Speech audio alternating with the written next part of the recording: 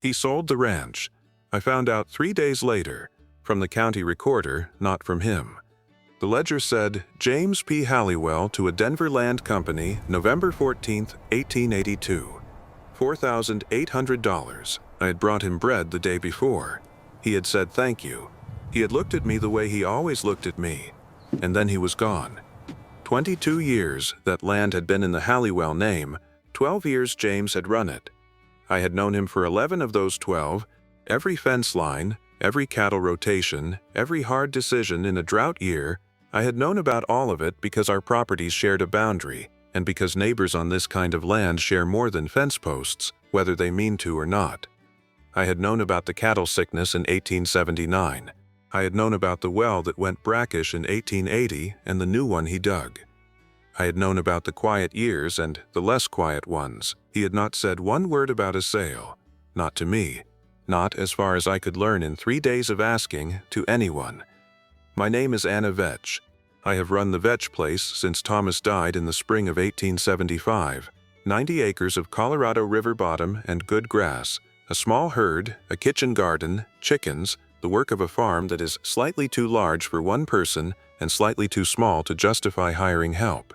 I have managed it by being methodical and by sleeping less than I should, and by borrowing James Halliwell's fence wire on 3 occasions over 8 years and returning it with interest, because that is how you manage a farm alone without owing anyone anything. Thomas had been a good man, not complicated, straightforward in the way that some people are straightforward, which means they say what they think and do what they say, and the accounting of them is simple. He had died of a fever that took 6 days and showed no mercy on the 5th day when it looked like it might, and I had buried him in May and gone back to work in June and kept the farm for 8 years since. That is the whole of that. The farm had been Thomas's idea. He had read about the Homestead Act and the Colorado land opportunities and had convinced me, in the spring of 1873, that we should go west. I had agreed because Thomas was convincing when he believed in something, and because Ohio was getting crowded, and because I was 31 years old and had been careful all my life, and felt it was time to be less careful.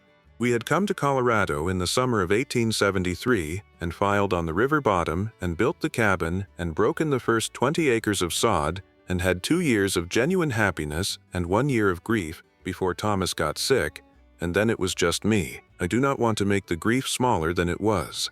It was large. It had been large for a long time. But grief and work coexist in a way that most people who have not lost someone do not quite understand. The work does not make the grief smaller, and the grief does not make the work impossible, and after a certain amount of time the two things simply live in the same house, and you learn to move around both of them. I had learned. James Halliwell had come to the Halliwell place 1 year after Thomas died, taking it over from his uncle who had retired to Denver.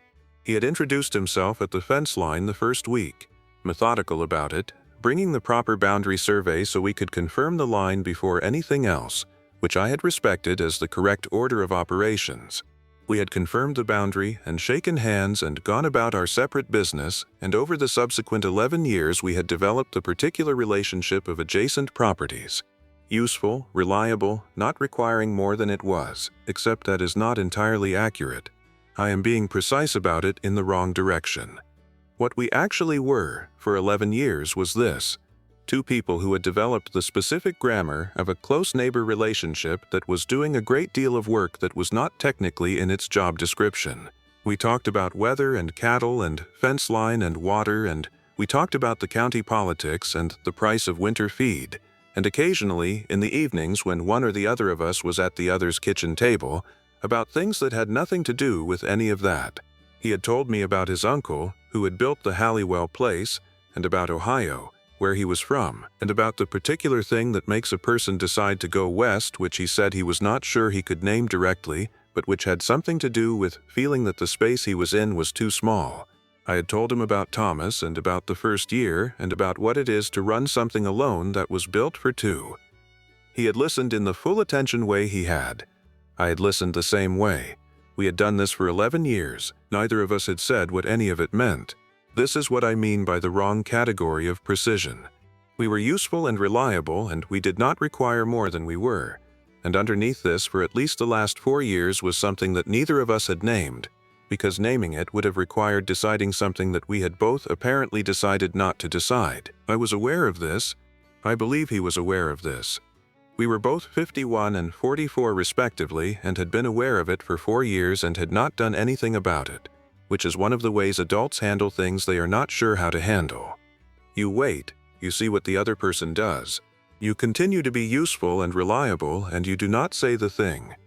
He had sold the ranch and left, and I had found out from the county recorder, and I was angry in the specific way you are angry when someone has done something you cannot make sense of and cannot ask them to explain. I drove to the Halliwell place the afternoon I found out. The gate was open, which it shouldn't have been. The cattle were gone, all of them, the entire herd, which must have been sold before the land. The house was locked, the barn had been cleaned out. Someone had left a note on the porch rail.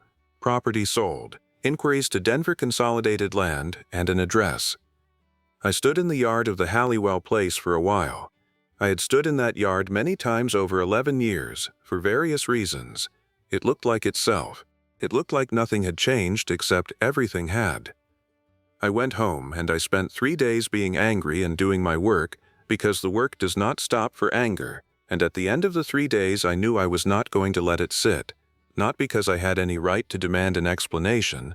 I did not have any formal right, but 11 years is 11 years, and the way he had looked at me the day before had not been the look of a man who was about to disappear, and I was going to go find out why. The county recorder told me the buyer's address was in Denver. I went to Denver first, which was wrong. The Denver company was a land-holding firm with no knowledge of James's whereabouts. What they knew was that the sale had been in negotiation for 2 years, which meant James had been selling the ranch for 2 years and had said nothing to me about it, which added a layer to the anger I was already managing. The man at the General Land Office in Denver, after some persuasion, told me that James had recently registered at a boarding house in Gunnison, 60 miles south, where he had taken a short-term position as a ranch assessor. I drove to Gunnison, 60 miles of Colorado November Road, which is cold and direct and gives you no choice but to be alone with whatever you're carrying. I had been angry for 3 days, and the anger had organized itself during the drive into specific categories. The practical, what did the sale mean for the shared fence line, the water access, the boundary survey question we had been meaning to address for 2 years. The personal, 11 years and not one word about the largest decision he had made in that time, and the third category which I did not name directly, but which sat beneath the other two and was the actual source of the heat and the anger, which was that I had allowed myself, quietly and without announcement, to believe that the man next to me for 11 years intended to stay. He had not stayed. He had sold and left, and I had found out from a ledger. I organized all of this into points. I had approximately 8 things to say to him. I said none of them in the right order, as it turned out, but I had them ready. I had a lot of things to say, and the 60 miles gave me time to organize them, and the organizing made them sharper, which is what happens when you have 60 miles to be angry in. I found him in the third place I looked, which was the county assessor's office, where a man at the desk confirmed that yes, James Halliwell was working there, and could he ask who was calling. I said I was his neighbor, which was no longer technically accurate but was accurate enough. He came out of the back office with his hat in his hands, which he always held when he was going to say something he had thought about, and he stopped when he saw my face. He said, "Anna." I said, "You sold the ranch." He said, "Yes." I had prepared approximately 8 things to say next, in order of importance. I said none of them. I said, "Why didn't you tell me?" He looked at his hat. He said, "Can we talk somewhere that isn't the county office?" We walked to a small park, a bench under a cottonwood tree, the particular thin sound of a Colorado autumn wind in the leaves. I sat, he stood first, then sat, he turned his hat in his hands. He did this when he was organizing something he hadn't entirely organized yet, and I had seen him do it many times and knew to wait. He turned the hat once more.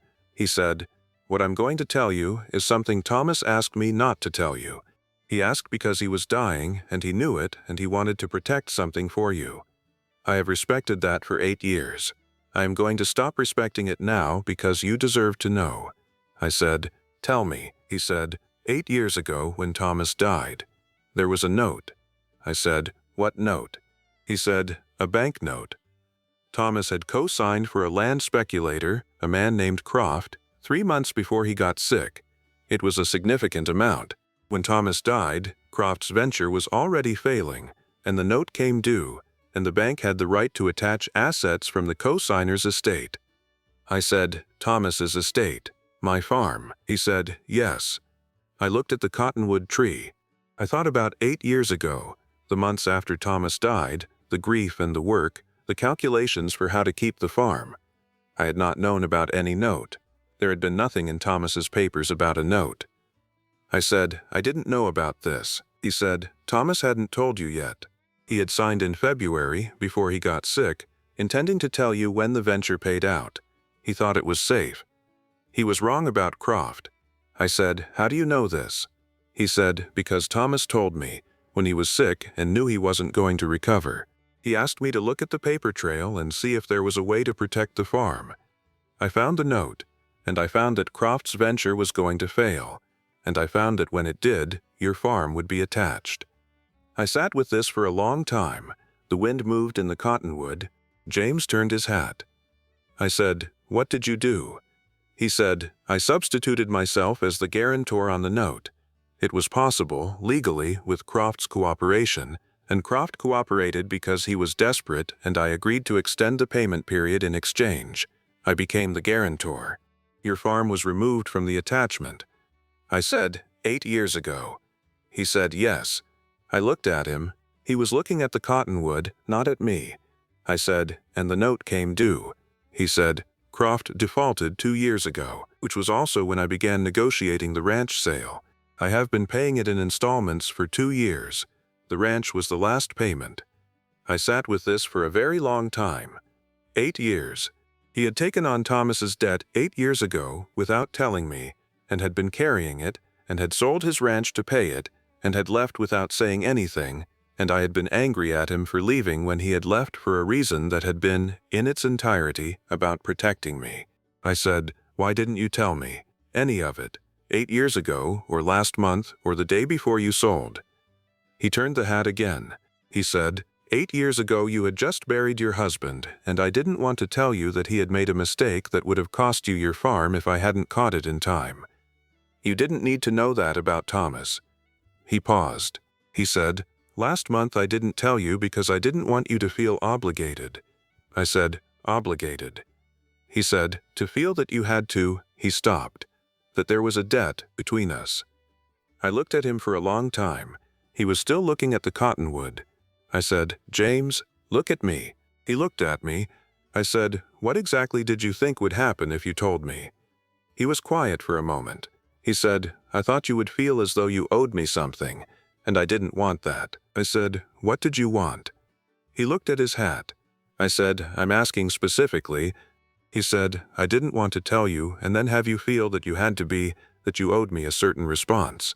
I wanted, if there was ever anything between us, I wanted it to have nothing to do with a debt." I sat with this for a long time. He had sold his ranch. He had taken on my husband's mistake and paid it for 8 years and sold his ranch to settle it, and he had done all of this in silence because he didn't want to be owed anything. Not money, not gratitude, not a feeling that I didn't come to on my own. I said, "That is the most exhaustingly careful thing I have ever heard." He almost smiled. He said, "I know." I said, "You sold your ranch." He said, "Yes." I said, "What are you going to do now?" He said, "There's an operation north of Gunnison, small, 100 acres, river bottom and good grass. I've been looking at it." I said, "You're going to start over." He said, "I was thinking about it."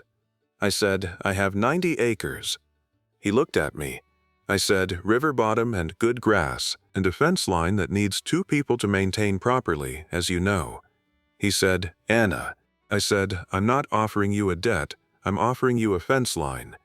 He was quiet for a moment. The cottonwood made its sound. The Colorado autumn was cold and clean and particular around us, the kind of day that is ordinary and not ordinary at the same time. He said, "I would need to talk to you about the north boundary. There's a survey question." I said, "There always is." He put on his hat. That was the beginning, not the end. The beginning, which is different and in some ways harder, because a beginning requires continuing and an unspoken thing requires only silence. But we had gotten to the spoken part, in Gunnison, under a cottonwood tree, 60 miles from the land we had worked on opposite sides of for 11 years, and that was the whole architecture of it. He came back to the valley in the spring, not to the Halliwell place, that was gone, but to 90 acres of river bottom and good grass adjoining my 90, with a shared fence line that needed 2 people, as I had said, and a survey question on the north boundary that gave us a reason to be at the same fence at the same time, which we both understood was not actually about the survey. There are things I understand now that I did not understand then, and there are things I understand that I wish I had understood sooner, and there is one thing that I have come to believe is true about the whole shape of it. Thomas had made a mistake. He had made it out of optimism and out of trust in the wrong man, and he had been going to tell me about it and had not had time. I have made my peace with this, which took longer than I would like to say. Thomas was not a careful man with money. He was careful with everything else, careful with the farm, and careful with words, and careful with the people he loved. But money had always seemed to him a thing that could be sorted out later, and later had arrived too soon. I do not hold it against him. You cannot hold mistakes against the dead without it costing you more than it cost them. James had carried it, for 8 years, quietly, without telling me, without telling anyone. He had taken on a debt that was not his and had paid it in installments over years, and had finally sold his ranch to close the account, and he had done it all without saying a word to me because he didn't want me to feel obligated.